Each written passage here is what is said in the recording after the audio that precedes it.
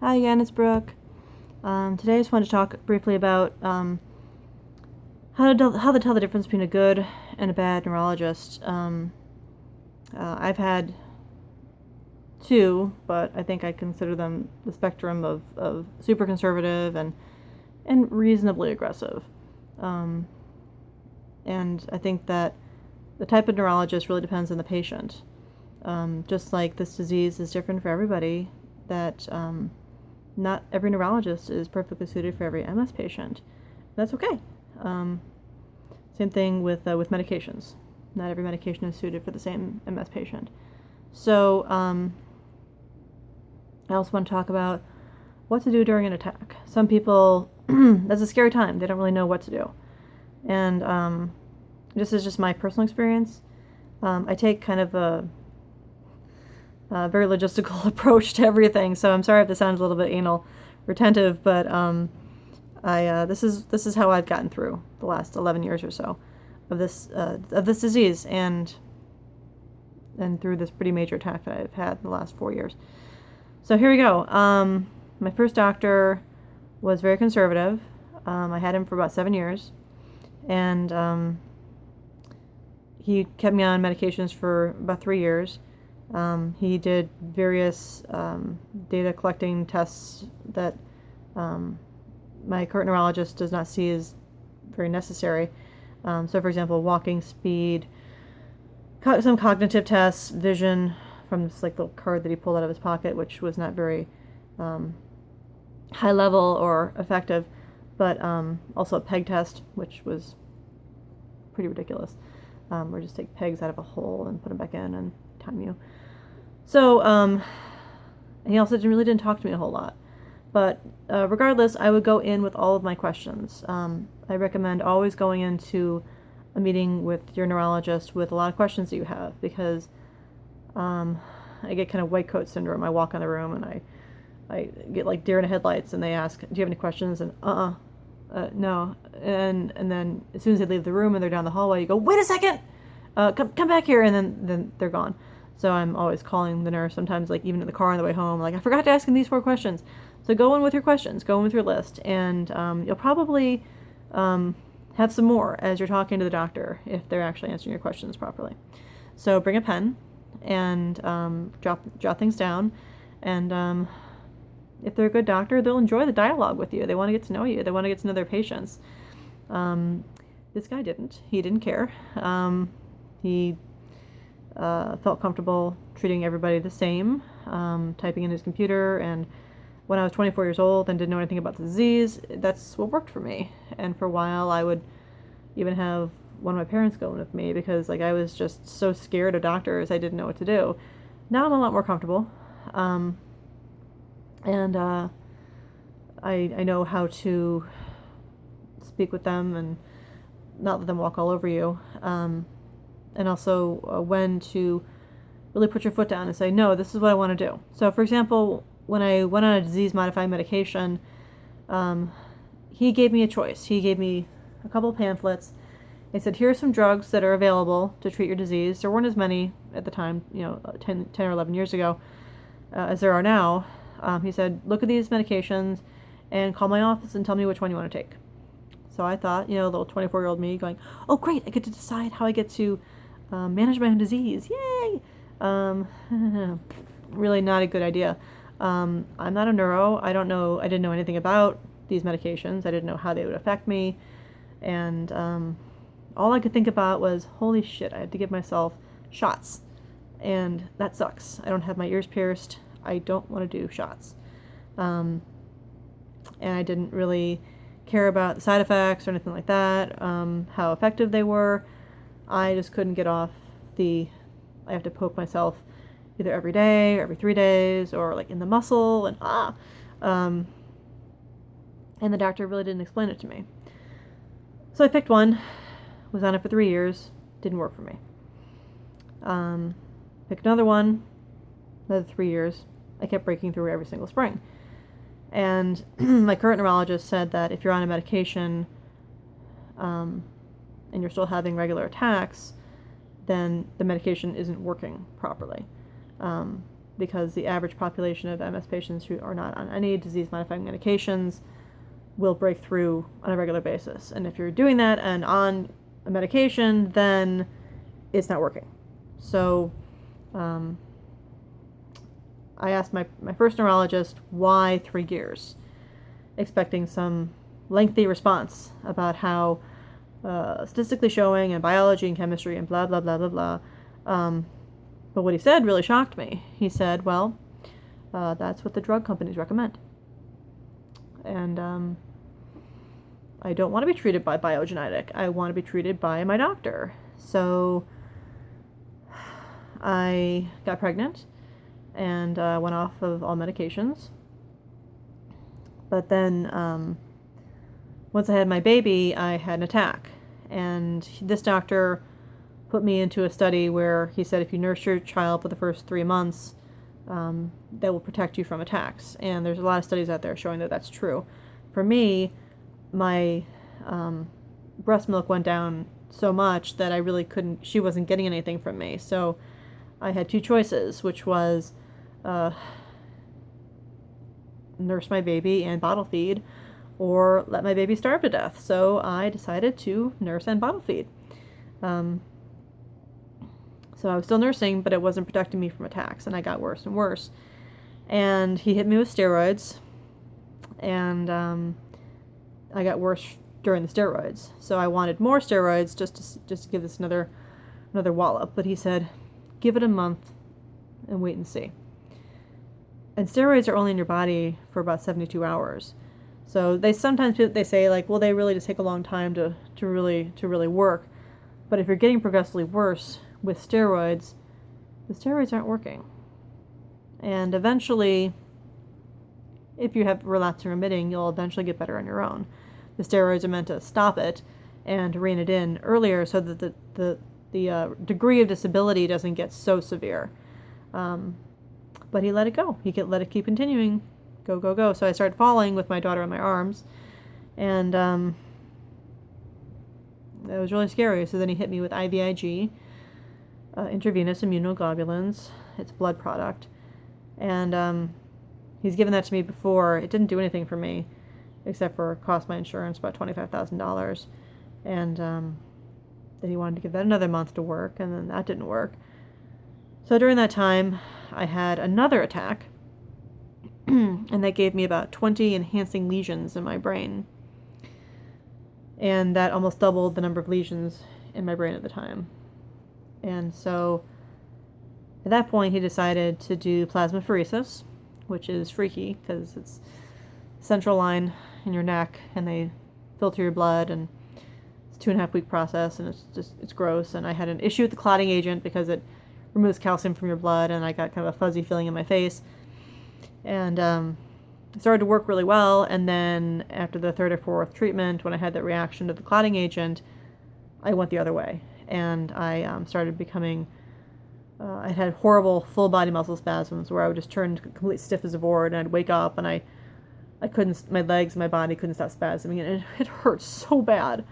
I'm sure some of you out there go through that. And nothing I could do to stop that. And then eventually he put me back on my medication and had hit me with some more steroids because I had another attack after I stopped nursing. And hit me with 5 days of steroids, and that eventually stopped it. That was 4 years ago. And I've been slowly healing ever since. And then I went back on Tysabri and love it. It's the only one that's kept me from breaking through. I've had a great experience with it. I know some of the people have great experience with their medications, so I'm so happy that some people just really do great on other medications. Even though that, I burned through Copaxone and Rebif, doesn't mean it didn't work out great for somebody else. I like hearing happy stories about other medications that work. I'm not just a Tysabri girl. I'm a positive disease modifying medications girl. I'm not saying drugs are always the answer, but you know what? It's gonna help me get through until they find the cure. So I am going to keep plugging away and taking my medication and doing what I have to do until they have that cure, which we all know is coming. It's gonna happen. But anyway, so then I I was on this medication for a couple of years, and he wanted to take me off of it because it has a risk of PML, which is a brain infection that usually leads to severe disability or death. And instead of monitoring me more closely, he decided he wants to just pull me off the medication. And that scared the hell out of me because that was the only medication that worked for me. And so that sparked me to find my new neurologist, who said that there's no reason to take you off this drug because it's working for you. So I stayed on it. And there's a study called Stratify, which is a blood test that monitors the amount of antibodies in your blood to the JC virus, which is a virus that's in the air. Like 50 or 60% of the population has it. It's just something you breathe in. But the problem with this virus is that it camps out in the brain. And these medications, you've probably seen it advertised on TV, like different medications, natalizumabs, cancer treatments that modify the immune system, can activate this virus and cause this infection. So the Stratify study basically assesses your risk level of getting this brain infection, plus closely monitoring through different clinical visits as well as frequent MRI scans. So with that in mind, and this great new neurologist who called me all the time, I think I talked to my other guy like twice on the phone. This is when I was going through my major attack, and may have left a couple threatening messages on his service when my daughter was in my arms as I was falling. But this other guy was calling me on a regular basis to see how I was doing, and when I would get my Tysabri treatments, he would come into the infusion room, find all those patients in the room, and stop by each one of us and sit down and see how we were doing. It wasn't an official clinical visit, but he wanted to see how we were. And if it was a longer conversation, he would say, come on, let's go, and I'd take my IV stand and I'd go into an examining room. Again, not official. I wouldn't get billed for an office visit. He just wants to know how his patients are doing. So almost surreal, right? Doctors who take that much of an interest in their patients. Anyway, so and then I'd ask him, like, what would happen? What is the process here for if I have an attack? Whereas the other guy said, watch it for 7 days, and then we'll decide if we want to give you steroids or not. This guy said, even if you think it's a pseudo attack, I want you to call me. I want you to call my nurse. I want you to call me. I want them to page me, and I want to know what's going on with you. So I'll scan you right away if you think it's something serious, because he trusts me. He trusts, the fact that I have had this disease for a while. I know what's a pseudo attack, what's new, what's not. Whereas the other guy thought he knew how the patients were feeling more than they did. And that's just silly. So I like that he took a more active approach. Some people may call it aggressive. I think it's more personal. And this is a very personal disease. You have to talk about a lot of really personal things. So why not have a personal neurologist? Somebody who really takes that extra step with you, which is what I found. And I think that's important in making sure that you have the right person. You don't want someone to keep you on a medication for years and years, even though you keep breaking through, or just keeps hitting you with steroids over and over again, because eventually you will actually the steroids will stop working. This is something that they may not tell you, but I've actually had a couple of friends who solu-medrol doesn't work for them anymore. And there's some sort of never remember the name of it, but it's something gel. If you Google it, it's like something gel. It's a replacement for solu-medrol. But it's meant to help stop MS attacks. And it's a relatively new thing over the last couple of years. And steroids are not good for your body if you do too many of them. It messes with your adrenal glands, gives you adrenal fatigue, messes with your sugar levels, and give you diabetes. I mean, like horrible things to your body.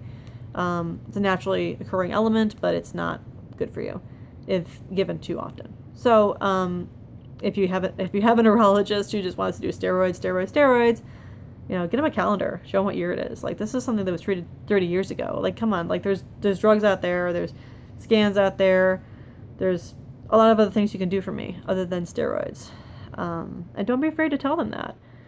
Do your research and you're the only one who's going to know how you're feeling, and you're the only one who's going to be your own advocate. So,